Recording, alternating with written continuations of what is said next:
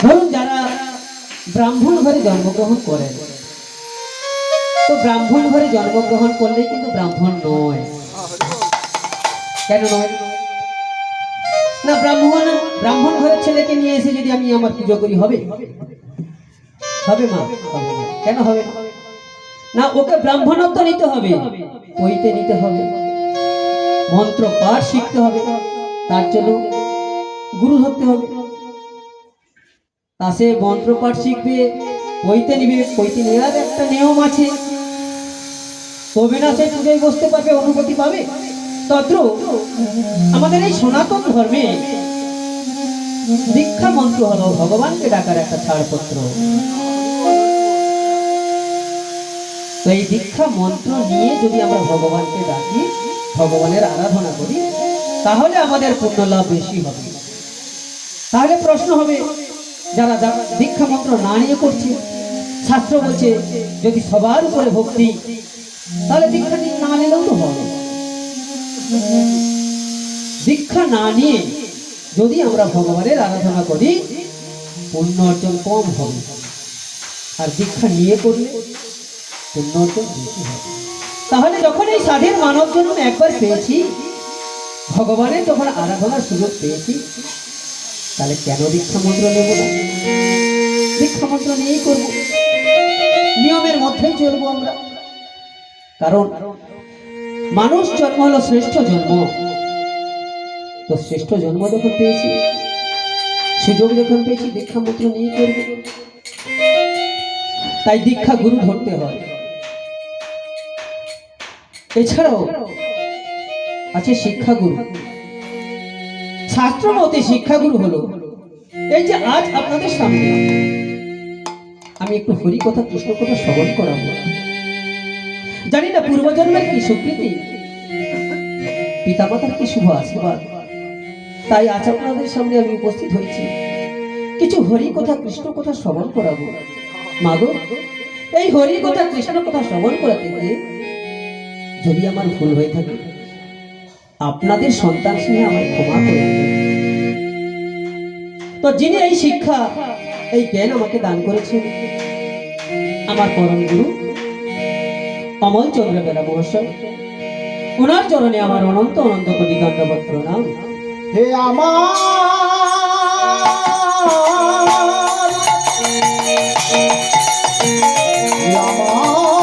গৌরদাস, হে আমার নিতাইদাস, আপনাদের চরণে আমার দাসের রইল অসংখ্য প্রণাম। তাই আমি আমার প্রথমে একটু গুরুর ভজনা করব, তারপর আমি একে একে এগিয়ে যাব। তো প্রথমে আমি একটু আমার গুরুর ভজনা করে দেব, কারণ গুরুর কৃপা ছাড়া ইহ জগতে ভগবানের কৃপা লাভ করা যায় না। তাই আমি আমার গুরুর ভজনা করে তারপর আমি আমার পরপর এগিয়ে যাব। কোথায় আছো গুরুদেব, কোথায় আছো গুরুদেব, আজিকার দিনে গুরু তোমায় প্রণাম জানাই, গুরু তোমায় প্রণাম জানাই, রামচরণ। কোথায় আছে গুরুদেব, কোথায় আছে গুরুদেব, আজিকার দিনে গুরু তোমায় প্রণাম জানাই, রামচরণে দয়াল, গুরু তোমায় প্রণাম জানাই, রামচরণে। ভক্তি দিয়ে জন্ম দিয়ে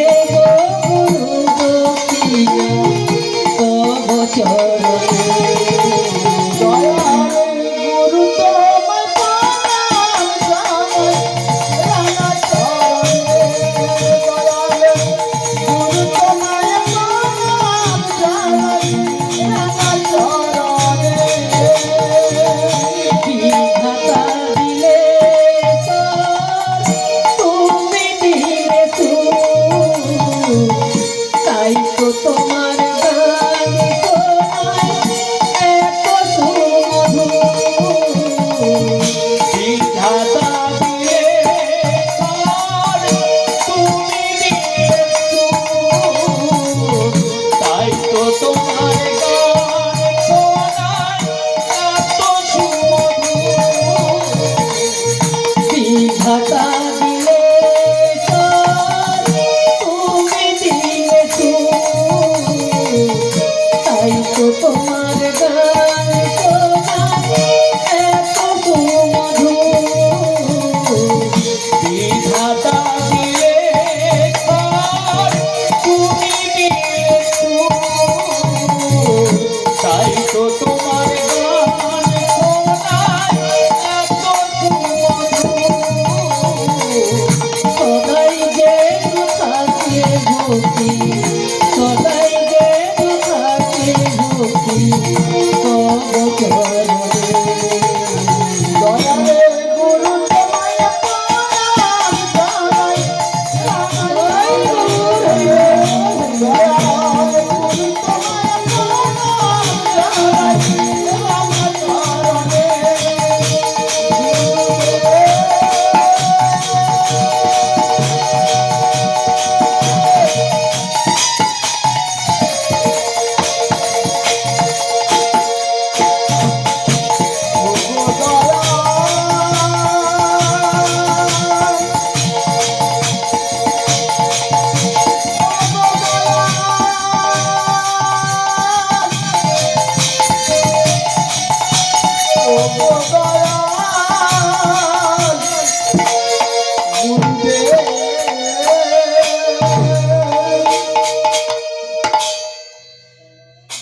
কলির জীব বড় অসহায়।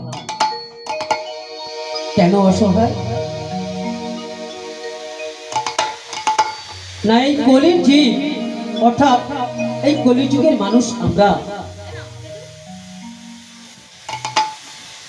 পেটের ক্ষুধা নিবারণ করতে করতে, এই পেটের আহার জোগাড় করতে করতে আমাদের ধৈর্য, আমাদের ভক্তি, আমাদের বিশ্বাস সবকিছু ভগবানের থেকে দূরে চলে যাচ্ছে। কারণ ভগবানকে ডাকার অনেক উপায় আছে, যেটা শাস্ত্রে বলা আছে নববিধা ভক্তি, মানে 9টা ভক্তি আছে। 9 রকম ভক্তি পদ্ধতিতে আমরা ভগবানকে ডাকতে পারি। কিন্তু এই কলির যুগের মানুষ আমরা আমাদের ক্ষুধা নিবারণ করতে, আমাদের আহার সংগ্রহ করতে দিনরাত এক হয়ে যাচ্ছে। তাই এই 9টা ভক্তির মধ্যে কোন ভক্তি নিয়ে ভগবানকে ডাকবো তা আমাদের মাথা কাজ করে। কোন ভক্তি নিয়ে ভগবানকে ডাকবো? তাই নিতাই চাঁদ গৌরচাঁদকে বলছে, ওরে ভাই, এই কলির জীব বড় অসহায়। এরা এদের পেটের ক্ষুধা নিবারণ করতে গিয়ে 9টা ভক্তির যে একটা ভক্তি এরা আনতে পারছে না রে। তুই তুই এই 9টা ভক্তি থেকে এই পথটাকে একটু সহজ করে দে না ভাই, একটু সহজ করে দে। আমার গৌরচাঁদ বলছে, কি বলছো দাদা? তোমার কথা তো আমি কিছুই বুঝতে পারছি না। বলছিলাম কি, ওই যে 9টা ভক্তি আছে না, ওইটাকে একটু সহজ করে দে, যাতে এরা জীবন যাপনের সঙ্গে, এরা জীবন যাপন করছে যুদ্ধের সঙ্গে, সেই পথটাও একটু সহজ হবে। বুঝেছি বুঝেছি দাদা, বুঝেছি, তোমার কথা আমি বুঝেছি। বেশ, তুমি যখন এত অনুরোধ করছো, তা তোমার অনুরোধে বলছি, এই যে 9টা ভক্তি আছে, এই 9টা ভক্তির মধ্যে 7টা বাদ দিয়ে দিলাম। সে কি? আমার এক কথাতে একেবারে 7টা ভাত দিয়ে দিলি। তা কোন দুটো রাখবি ভাই? কেন? ওই যে প্রথম দুটো রেখেছি, শ্রবণ কীর্তন। বাহ বাহ বাহ ভাই বাহ, খুব ভালো করেছিস। কারণ এই কলিযুগ যে অসহায়, এটা আমি বুঝি রে ভাই, আমি খুব ভালো করে বুঝি। তুই তো এই বড় বড় পণ্ডিতদের ভগবান, তুই এই অসহায় মানুষদের মধ্যে কেমন করে বুঝবি রে ভাই? কেমন করে বুঝবি? তুই পথটা অনেক সহজ করে দিয়েছিস। শ্রবণ কীর্তন, হ্যাঁ দাদা, শ্রবণ কীর্তন, বাহ বাহ বাহ। তার মানে এই কলি যুগের মানুষ নাম শ্রবণ করবে আর মুখে নাম করবে, ব্যাস এই দুটো তো। হ্যাঁ দাদা, নাম শ্রবণ করবে অর্থাৎ কানে শুনবে আর মুখে বলবে, এটাই করলে কলির জীব উদ্ধার হয়ে যাবে। তাই আচ্ছা ভাই, আমার আর একটা অনুরোধ রাখ। কি বলো দাদা? বলছিলাম কি, এই যে যারা কর্মব্যস্ত মানুষ, যাদের কোনো ধৈর্য নেই, যাদের ওই ভগবানের প্রতি বিশ্বাস নেই, তুই তাদেরকে একটা পথ দেখি না দাদা। যাদের ভগবানের প্রতি বিশ্বাস নেই, যাদের ধৈর্য নেই, যাদের ভক্তি নেই, তাদের উদ্ধার হতে হবে না ভাই, না এমন করিস না ভাই। তুই যে সকলের ভগবান, তুই তো শুধু বড়দের ভগবান নয়, তুই যে এই কলির জীবকে উদ্ধার করতে এসেছিস, তুই যে সকলের ভগবান। দে না ভাই, দে, তাদেরকেও একটা উদ্ধার করার ব্যবস্থা করে দিবা ভাই। বেশ ঠিক আছে, তুমি যখন এত করে বলছো, তবে শোনো দাদা, যাদের শোনার সময় নেই, যাদের বলার সময় নেই, যাদের ভগবানের প্রতি বিশ্বাস নেই, যাদের ভক্তি নেই, তারাও উদ্ধার হবে যদি যারা এই মহতি হরিবাসরে নাম শুনতে আসে, যারা নাম করে, তাদেরকে যদি একটু অন্তর দিয়ে ভালোবাসে, তাদেরকে যদি একটু ভক্তি শ্রদ্ধা করে, তারা তো তাদের কাছে থাকে, তাদেরকে যদি একটু অন্তর দিয়ে ভালোবাসে, তাদেরকে যদি একটু বুকে জড়িয়ে ধরে, তবে তারা উদ্ধার হবে দাদা, তারাও উদ্ধার হবে। বাহ বাহ ভাই বাহ, এই না হলে তুই কলির ভগবান, এই না হলে তুই কলির ভগবান। এটাই তো চেয়েছিলাম, এটাই তো চেয়েছিলাম রে ভাই, এটাই তো চেয়েছিলাম। বেশ, তাহলে আজ কলিযুগের মানুষ আমরা নিতাই চাঁদের করুণায় আজ আমরা অনেক সহজ পথ পেয়েছি, সহজ পথ পেয়েছি কলির নাম, কলিযুগে নাম করার জন্য। অনিত্যানি শরীরানি বিভনৈব শাশ্বত নিত্য সন্নিহিত মৃত্যু ধর্ম কর্তব্য সঞ্চয়। অর্থাৎ আমাদের এই অনিত্য শরীর যে কোনো সময় বন্ধ হয়ে যেতে পারে, আমাদের কোনো গ্যারান্টি আছে? আছে কি? আমরা খোলা বাজারে যখন একটু দামি জিনিস কিনতে যাই, দোকানদারকে বলি, ও দাদা এই জিনিসটা এত দাম নিচ্ছ, কতদিন টিকবে গো?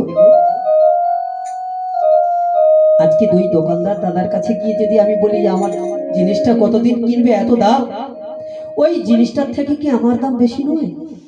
তাহলে ওই জিনিসটার থেকে যদি আমার দাম বেশি হয়, আমি কতদিন টিকবো ওই দোকানদারকে বলে আসতে পারবো? পারবো না, আমি তো বলে আসতে পারবো না। জিনিস তো হয়তো 5 বছর 7 বছর 10 বছর 20 বছর টিকে যাবে, কিন্তু আমি জিনিসটা কেনার পর কতদিন থাকবো সেটা তো আমি বলতে পারবো না।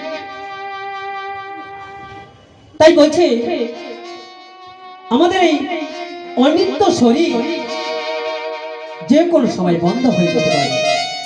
তাই এই অনিত্য শরীরে নিত্য বস্তু লাভ করতে হবে। তাহলে নিত্য বস্তুটা কি না? নিত্য বস্তু হলো এই ভালো জামা কাপড় পরবো, প্রতিদিন খেলে তবে তো বেঁচে থাকবো, তাই না মা? এটাই হলো আমাদের নিত্য বস্তু, তাই না? এটাই কলিযুগে এটা নিত্য বস্তু নয়। নিত্য প্রয়োজন ঠিক, বেঁচে থাকার তাগিদে, কিন্তু আমরা সবাই চাই কি গো? বাঁচতে চাই না মুক্তি চাই? আমরা মায়ার বাঁধন থেকে বেরিয়েছি, আমরা মুক্তি চাই। তাই মুক্তি পেতে গেলে আমাদের যে নিত্য বস্তু লাভ করতে হবে সেটা হলো হরি কথা, কৃষ্ণ কথা। এই হরি কথা, কৃষ্ণ কথাকে সার করে এটাই আমাদের হবে নিত্য বস্তু। প্রতিদিন আমাদেরকে হরিনাম করতে হবে। কোনো মহতে হরিবাসরে আপনাকে যেতে হবে না। আপনার বাড়িতে যে ভগবান আছে, বাড়িতে বসে ভগবানের কাছে একাকিত্ব মনে হাত জোড় করে হাতে তালিতে আপনি নিজে নিজে হরিনাম করুন। আপনাকে পয়সা খরচ করে বড় বড় কীর্তনীয়কে আনতে হবে না। পিতা মাতার সেবা করুন আর বাড়িতে বসে হরিনাম করুন, এতেই মুক্তির পদ আসবে। গাই বাবুর প্রেমানন্দে হরি বল, হরি বল। এটাই হলো আমাদের নিত্য বস্তু। এই নিত্য বস্তু আমাদেরকে সার করে চলতে হবে, কারণ আমাদের মৃত্যু যে কোনো সময় হবে। তো তার জন্য কি হবে? তার জন্য ভগবান আমাদের এই দুটো হাত দিয়েছে, ভগবান আমাদের পা দিয়েছে, ভগবান আমাদের মুখ দিয়েছে। যেটা আজ আমি করছি, আমার বাড়ি পূর্ব মেদিনীপুর, তাহলে পূর্ব মেদিনীপুর থেকে আমি আজকে হাওড়া জেলায় এসেছি পায়ে করে, গাড়ি করে। মুখ দিয়েছে আপনাদের সামনে শ্রবণ করাচ্ছি, হাত দিয়েছে হাতে তালে দিয়ে আমি নাম করছি। তাহলে সবই তো ভগবানের দেওয়া। তাহলে ভগবানের সবই যদি দেওয়া, তাহলে ভগবানকে ভুলে শুধু আমরা টাকার পিছনে ছুটছি। হরি হরি বল। মাগো, এই জগৎটা কার? যারা একটু ধনী, প্রচুর যাদের অর্থ সম্পদ আছে, তারা বলে জগৎ টাকার। আর উপর থেকে আমার গোবিন্দ বলছে, হাসছে আর বলছে জগৎটা কার? ওই কোটিপতিরা বলছে জগৎ টাকা, মানে টাকা ছাড়া এই দুনিয়ায় কিছুই নেই। আর আমার গোবিন্দ বলছে জগৎটা কার? এর অনেক ব্যাখ্যা আছে মা। এই ছোট্ট কথার মধ্যে অনেক ব্যাখ্যা আছে, বলে শেষ করতে পারবো না। তাহলে আমরা এত টাকা পয়সা রোজগার করছি, অর্থের অহংকারে আমরা বলছি আমি আমার শিক্ষা, আমার বুদ্ধি, আমার যোগ্যতা দিয়ে আমি এত বড় টাকা ইনকাম করছি। ভগবানকে আমি বসে বসে জপ করলে এনে দেবে? বাড়িতে বসে জপ করবো, দেবে টাকা এত? এই জন্য আমার গোবিন্দ বলে জগৎটা কার? সময় হলে সব বুঝতে পারবে জগৎটা কার। আমরা তো অহংকারে মত্ত। তো তাহলে ভগবান